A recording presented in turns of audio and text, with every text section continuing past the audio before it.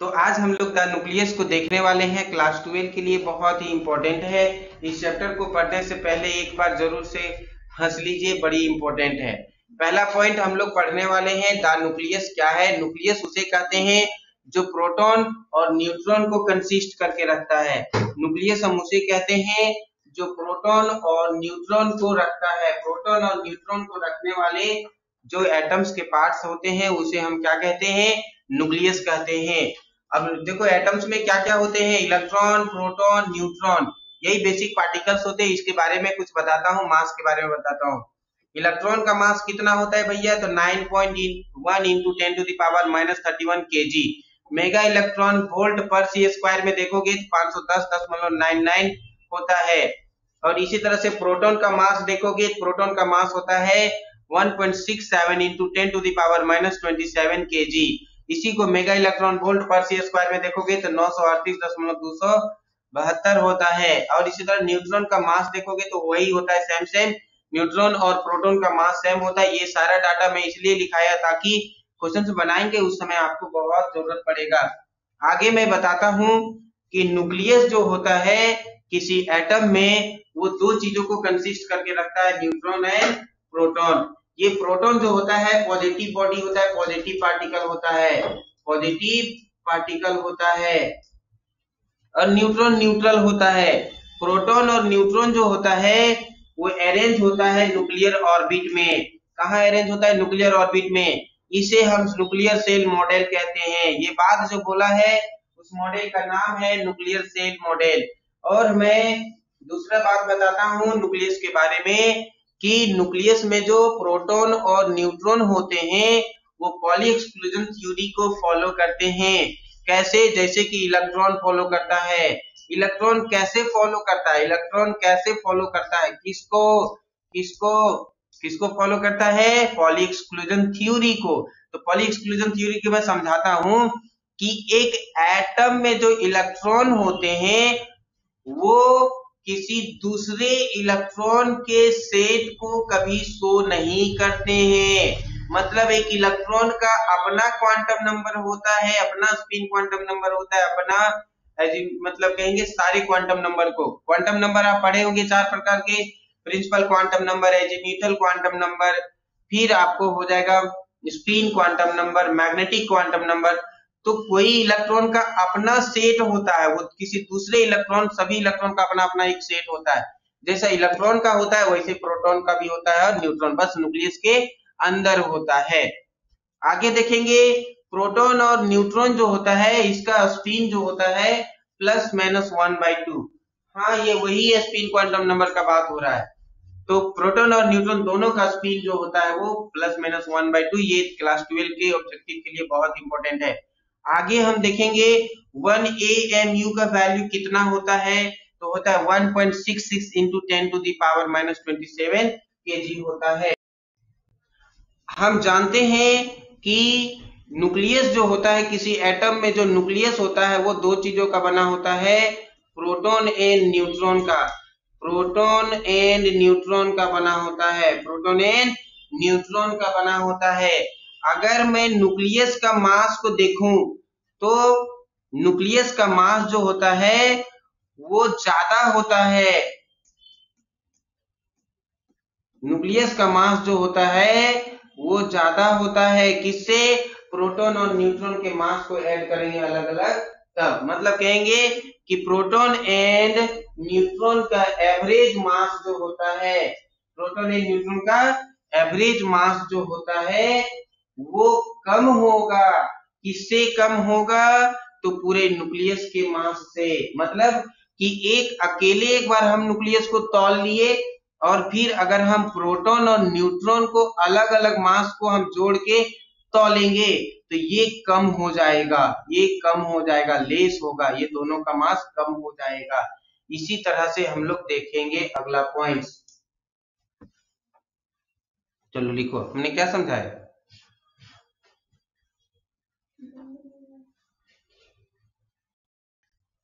तो यहां से हम समझेंगे कि हमने क्या समझाया। एवरेज मास जो होता है न्यूट्रॉन और प्रोटॉन दोनों का मास को ऐड करेंगे वो कम होगा, लेस होगा। लेसर होगा किसका किसका न्यूक्लियस के अंदर में, compare to mass of nucleus, nucleus के मास से कंपेयर करोगे तो ये दोनों का मास जो होता है, आखिर हम जानते हैं न्यूक्लियस बना होता है किसका, न्यूट्रॉन और प्रोटॉन का, लेकिन फिर अब जब न्यूक्लियस को तोलोगे अलग और न्यूट्रॉन प्रोटॉन को अलग तोलोगे तो न्यूट्रॉन प्रोटॉन वाला मास कम हो जाएगा। जब ये सब कब होगा, जब आइसोलेटेड कंडीशन में रहेगा तब होगा। अब अगला टॉपिक हम लोग पढ़ेंगे स्वाइम्बोल ऑफ न्यूक्लियस। न्यूक्लियस का स्वाइम्बोल को देखेंगे कैसा होता है न्यूक्लियस का स्वाइम्बोल। मान लेते हैं ये कोई एक एटम है, जैसे कि इसको हम ले सकते हैं हाइड्रोजन, हीलियम, लिथियम, बेरिलियम, कोई भी एक एटम्स को कंसीडर कर लिए। अब इस एटम में जो यहाँ रहेगा उसे जेड कह देंगे और यहाँ रहेगा उसे हम मास कह देंगे। इसे हम कहेंगे एटॉमिक मास, इसे कहते हैं एटॉमिक मास, और इसे हम कहते हैं एटॉमिक नंबर, इसे कहते हैं एटॉमिक नंबर। ये जो स्वाइम्बोल आप देख पा रहे हो इसे ही हम न्यूक्लियस कहते हैं, इसे ही हम न्यूक्लियस कहते हैं। यही है स्वाइम्बोल किसका, न्यूक्लियस का। किसका है रे, न्यूक्लियस का। अब हम लोग बातचीत करने वाले हैं कि न्यूक्लियस में साइज क्या होता है, न्यूक्लियस का साइज क्या होता है, शेप क्या होता है। Size and shape of nucleus को देखेंगे तो स्फेरिकल शेप होता है। कैसा शेप होता है न्यूक्लियस का, स्फेरिकल शेप होता है। कैसा शेप होता है रे, स्फेरिकल शेप होता है। रेडियस को कैलकुलेट कैसे किया जाता है न्यूक्लियस का, तो इसका फॉर्मूला है R equal to R0 a to the power 1/3। इसी को हम लोग, R क्या है भैया, तो R होता है रेडियस ऑफ न्यूक्लियस, और R0 क्या होता है, तो R0 होता है रेडियस कांस्टेंट, जिसका वैल्यू होता है 1.1 into 10 to the power -15 metre. अब इस फॉर्मूला को जरूर याद कीजिएगा, R is equal to R0 a to the power 1/3। और इस तरह से देखेंगे A क्या है, तो एटॉमिक मास है। आपको यहाँ स्वाइम्बोल में भी बताया गया A क्या है, एटॉमिक मास है। Z क्या है, एटॉमिक नंबर है। ऐसे भी और एक बात याद रखिएगा, कभी कभी जो है न्यूक्लियस को इस स्वाइम्बोल से भी दिखाया जाता है, केवल A दे दिया जाएगा, तो ये भी समझ लेना है, इसको भी हमको समझ लेना है कि ये स्वाइम्बोल जो है न्यूक्लियस का ही है। अब हम लोग देखेंगे डेंसिटी ऑफ न्यूक्लियस के बारे में, न्यूक्लियस का डेंसिटी कैसा होता है। तो आप जानते होंगे डेंसिटी का फॉर्मूला होता है मास बाय वॉल्यूम। डेंसिटी का फॉर्मूला होता है मास बाय वॉल्यूम। डेंसिटी का formula mass by volume. Density का मतलब घनत्व होता है। आपको बताया गया है कि मास पहले वॉल्यूम देख लेते हैं, वॉल्यूम कितना होता है, वॉल्यूम के बारे में जानेंगे। वॉल्यूम ऑफ, तो वॉल्यूम कैसे निकलेगा, स्फेरिकल होता है न्यूक्लियस, न्यूक्लियस का तो स्फीयर का कितना होता है वॉल्यूम, 4/3 पाई आर क्यूब। तो लिखेंगे, पहले वॉल्यूम निकालते हैं, वॉल्यूम ऑफ न्यूक्लियस। न्यूक्लियस का वॉल्यूम कैसा, न्यूक्लियस का शेप कैसा होता है, स्फेरिकल, स्फेरिकल शेप होता है। इस तरह से न्यूक्लियस का वॉल्यूम हो जाएगा 4/3 पाई आर का क्यू। आर है रेडियस, आर है रेडियस। मास निकालते हैं तो mass of one nucleon, one nucleon का मास होता है, वन न्यूक्लियन का मास होता है मान लेते हैं एम।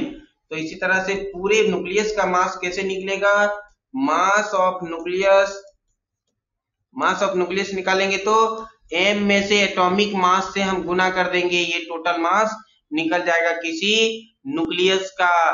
तो हम डेंसिटी को रो से इंडिकेट करते हैं, तो रो इक्वल टू क्या हो जाएगा, मास बाय वॉल्यूम। मास कितना है भैया, तो ये हो गया m इंटू ए, तो m इंटू ए। अब बाय ये इक्वेशन 1 को हमने इसको 1 किया और 1 से लिया है, फ्रॉम इक्वेशन 1 से, तो एम ए हो गया। और वॉल्यूम कितना आया है न्यूक्लियस का, 4/3 पाई आर का क्यूब। आप देखोगे ए,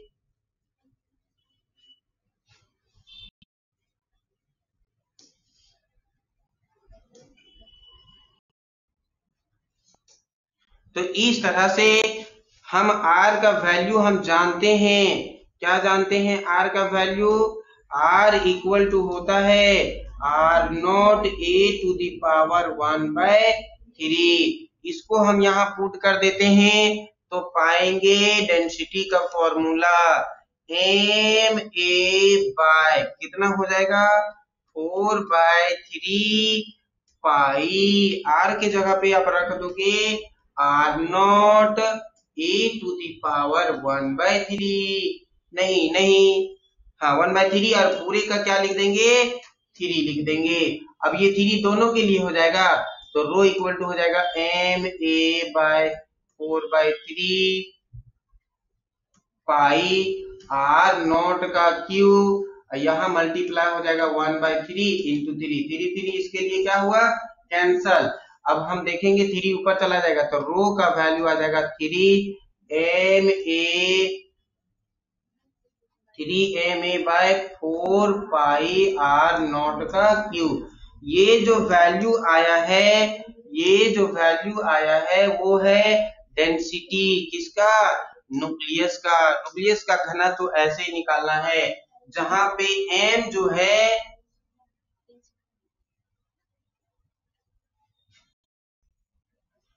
हाँ देखो यहाँ पे एक पॉइंट छूट रहा है आपका a को भी हमें कैंसिल करना पड़ेगा क्योंकि a और a भी कट जा रहा है, इस a को हम नहीं लेंगे।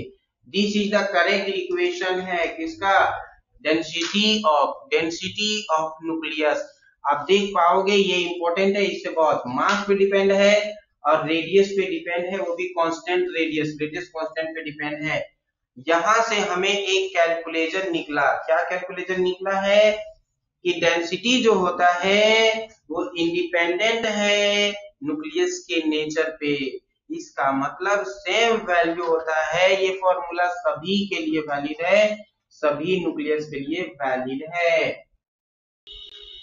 तो आगे हम लोग पढ़ेंगे बहुत ही इंपॉर्टेंट टॉपिक जिसका नाम है binding energy, mass defect and binding energy per nucleon, जो क्लास 12 में क्वेश्चंस इसी से आता है, 3-4 साल से 5 साल से यही पूछ रहा है, इंपॉर्टेंट है। देखो हम लोग जानते हैं कि न्यूक्लियस जो होता है वो भैया प्रोटॉन और न्यूट्रॉन का बना होता है, ये चीज हम लोग जानते हैं। अब ये स्वाइम्बोल जो देख पा रहे हो, इधर से स्वाइम्बोल जो आपको देखने को मिल रहा है, ये स्वाइम्बोल न्यूक्लियस का है, ये होता है एटॉमिक मास, ये होता है एटॉमिक नंबर। अब ये क्या है भैया एटॉमिक मास। एटॉमिक मास निकालना है तो न्यूक्लियस के न्यूट्रॉन और प्रोटॉन को जोड़ दो, एटॉमिक मास निकल जाएगा। केवल प्रोटॉन का नंबर को हम लोग क्या कहते हैं एटॉमिक नंबर कहते हैं। पहला टॉपिक हम लोग पढ़ेंगे मास डिफेक्ट के बारे में। मास डिफेक्ट क्या है? मास में कमी आना। इसको समझने के लिए हम आपको एक एग्जांपल बताते हैं। फॉर एग्जांपल जैसे मान लेते हैं ये मैं हूं, इसको अकेले मुझे तराजू में तौल लो। अब मैं जो बना हूं वो 2 चीज से बना हूं, एक न्यूट्रॉन से और एक प्रोटॉन से। अब फिर इन दोनों को अकेले अकेले करके तौलो तो आप पाओगे कि मास जो होता है न्यूट्रॉन का और मास पाओगे प्रोटॉन का। इन दोनों को जोड़ के देखोगे और हमको अकेले तराजू में तौलोगे और इन दोनों को तराजू में तौलोगे तो पाओगे कि इन दोनों का मास ज्यादा हो जाएगा, अकेले हम तोल रहे हैं तब। यही केस होता है, इसी तरीका से किया जाता है। किसमें किया जाता है? तो यही तरीका जो होता है न्यूक्लियस के अंदर होता है। हम जानते हैं कि न्यूक्लियस जो होता है, ये स्वाइमल है न्यूक्लियस का, ये जेड हो गया, ये हो गया आपका मास, एटॉमिक मास। तो हम जानते हैं भैया, क्या जानते हैं कि न्यूक्लियस जो बना होता है ये, इसको अकेले हम तौलते हैं एक तराजू में। अब हम न्यूक्लियस जो बना होता है वो किसका बना होता है? न्यूट्रॉन प्लस प्रोटॉन का। अब इन दोनों के अलग अलग करके तौलते हैं। तो हम तो जानते हैं कि न्यूक्लियस का मास और प्रोटॉन और न्यूट्रॉन का मास सेम होना चाहिए, ये चीज एक्सपेक्ट करते हैं, लेकिन ऐसा नहीं होता है, कुछ ना कुछ डिफेक्ट होता है। इसी डिफेक्ट को हम लोग देखेंगे। तो क्या हो गया कि इसका मास और इसका मास जोड़ देंगे, दोनों का मास, और न्यूक्लियस के मास को देखेंगे तो न्यूक्लियस का मास कम हो जाएगा। किससे? न्यूट्रॉन प्लस प्रोटॉन से। तो हाँ, पीछे हमने कुछ टॉपिक बताया था, उसमें थोड़ा रिवर्स बता दिया था, उसको सुधार लेना जाके। अब हम लोग बातचीत करने वाले हैं कि डेल्टा एम मास डिफेक्ट जो होगा, इन दोनों मास ज्यादा होगा, इन दोनों को अलग से हम मास में तोलेंगे तो mass of proton plus neutron दोनों का मास जो होगा वो ज्यादा होगा, किससे? न्यूक्लियस के मास से। मास ऑफ न्यूक्लियस, न्यूक्लियस का सिंबल दे देंगे, है ना। यही होता है मास डिफेक्ट। इसका मतलब हुआ mass of proton plus mass of neutron में से दोनों का मास ज्यादा होगा, इसमें से घटा देंगे किसको? मास ऑफ न्यूक्लियस को। न्यूक्लियस का सिंबल ये रहा, इसी को कहते हैं डेल्टा एम। ये फॉर्मूला बहुत इंपॉर्टेंट है, आप याद जरूर रखिएगा। इस तरीका से हम इसका फॉर्मूला को क्या लिखेंगे? डेल्टा एम इक्वल टू क्या हो जाएगा? Mass of proton. Mass of proton मतलब होता है, प्रोटॉन क्या मतलब होता है? Atomic number. प्रोटॉन मतलब एटॉमिक नंबर। जेड, जेड को एटॉमिक नंबर कहते हैं। Z into mass of proton plus neutron निकालने के लिए क्या करना पड़ेगा? ए में से पी को घटाना पड़ेगा, तो ए में से पी को घटा देंगे। ए में से पी घटा दो, पी मतलब प्रोटॉन मतलब जेड, ए माइनस जेड कर दो। इस तरह से मेरा निकल जाएगा एन, और यहाँ mass of neutron, mass of neutron, इसमें से घटा देना है मास of nucleus, mass of nucleus. यही था मेन फॉर्मूला मास डिफेक्ट का। आप इसे रिमेम्बर कर लेंगे। जहां पर जेड एटॉमिक नंबर है, ए एटॉमिक मास है, ये जेड मतलब होता है एटॉमिक नंबर, और ये एक्स मतलब होता है न्यूक्लियस। अब हम लोग बातचीत करेंगे इसका डिफिनेशन का। तो आप डिफिनेशन यहीं से लिख सकते हो। कैसे लिख सकते हो? Difference of mass of nucleus, mass defect में डिफाइन कर रहा हूं, मास डिफेक्ट में डिफाइन कर रहा हूं। Difference of mass of nucleus from the difference of mass of nucleus from sum of mass of proton and neutron, from the sum of mass of proton and neutron, mass of proton and mass of neutron. और सारी बातें हम अगले lecture में करेंगे। तो आज हमको यहीं पर छोड़ते हैं, अगले लेक्चर में सारा डिस्कशन किया जाएगा न्यूक्लियस का, पूरा चैप्टर का सारा।